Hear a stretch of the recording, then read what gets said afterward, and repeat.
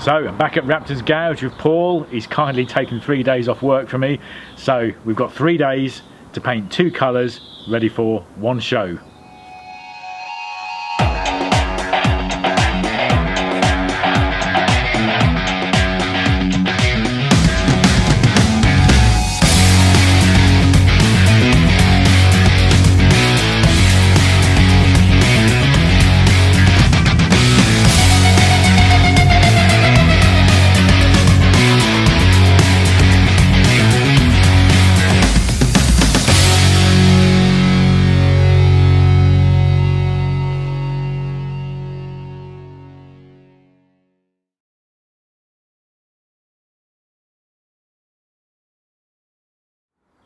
So over the next 3 days, the plan is to kind of complete what I kind of see as phase 1 of this build. We're now going to get it painted. Not the whole truck, I just want to change what we've gone for in the green. We're going to change it back to another colour, which you'll see as the video goes on.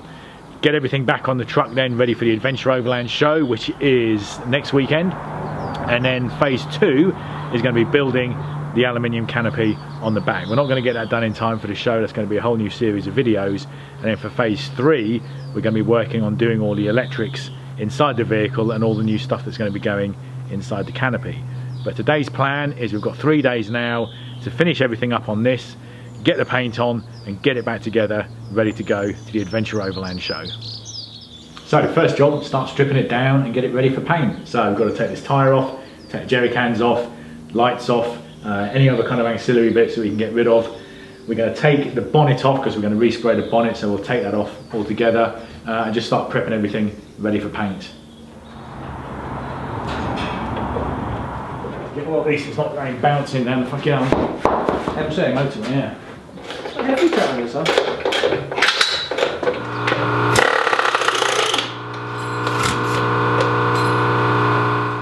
And never fucking lets us down. Cool. Yeah, is it named Timex? Tempted fate, yeah. It's a lie, isn't it? I don't know what this fucking...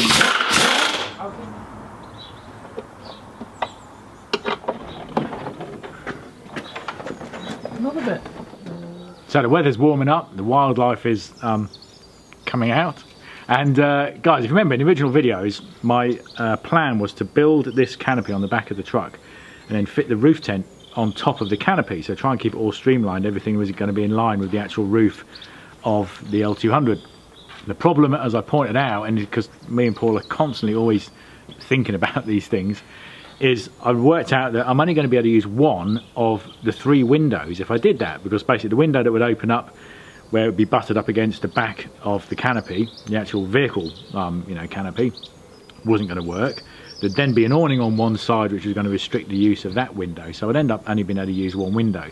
So we've gone back to the kind of traditional method of going to mount it on top of the roof of the vehicle. In order to do that, of course, with any of these L200s, the Mitsubishis, finding the bits and pieces to this kind of stuff is restrictive. So we've had to go back to the good old built not bought philosophy, and basically we've built a roof rack and we're now going to stick on top of the vehicle to mount the awning and the roof tent.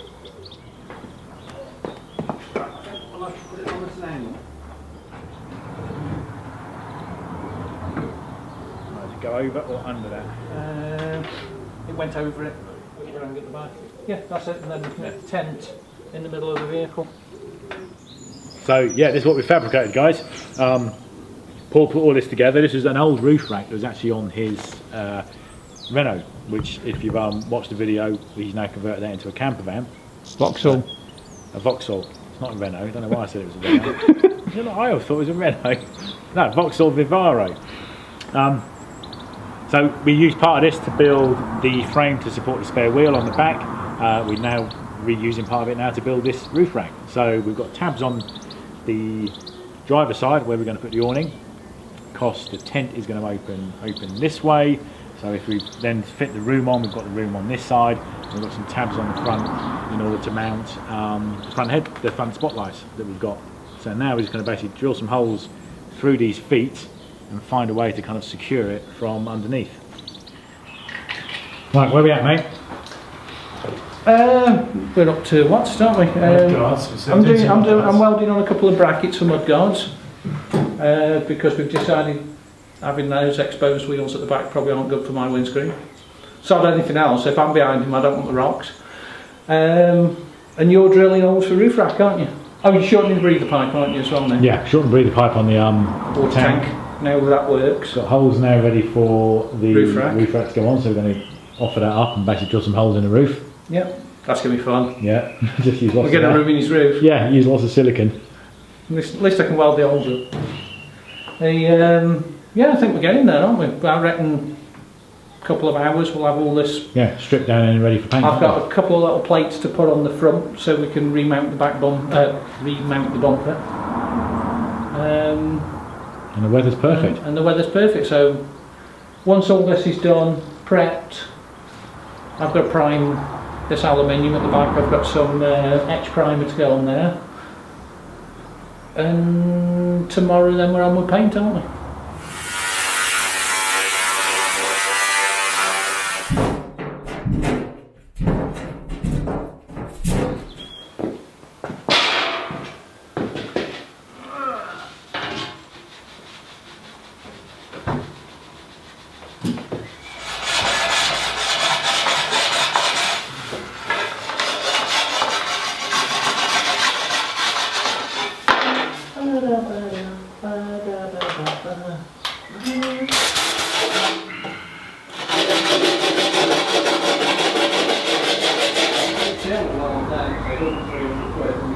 Where are you paying this bill?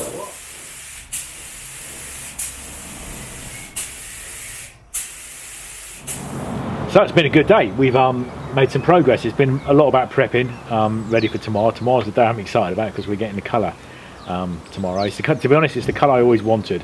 And when we did that original deserty Land Rover desert colour, tan, yeah, it was a little bit too yellow. Too yellow when it came out, wasn't it? So I did the green because obviously, you know, I had to be ready for the zombie apocalypse. The zombie apocalypse hasn't happened, although some would say we're borderline. It's going to happen at some point soon. Could be this week. Yeah, the unrest in this Damn, I've country. repainted the car.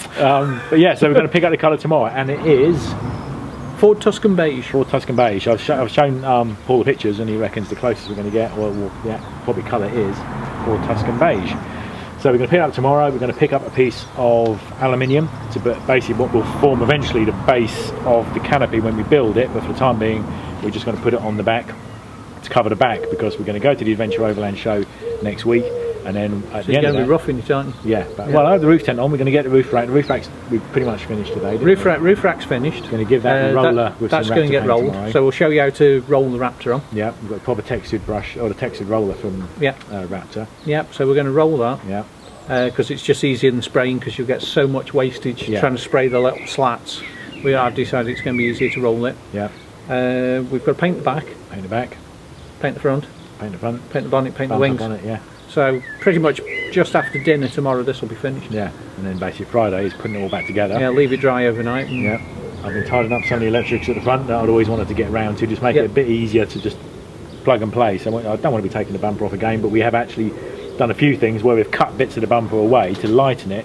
We've also cut bits away just to make it easier to span it off and on when it does come off and on, because although it's only come off a couple of times, it's always a bit of a ball to do, isn't it? Well, it's always been the wiring, hasn't it? It's been a pain, because of the way it was set up. We didn't really think about it when we did it, did we? It was one of them. It's like, it's got to be on now because we're going somewhere. Yeah. So it just got wired. So tomorrow it's going on plugs. Yeah. So stick around, guys, and next episode we're going to be getting some paint and painting this thing up.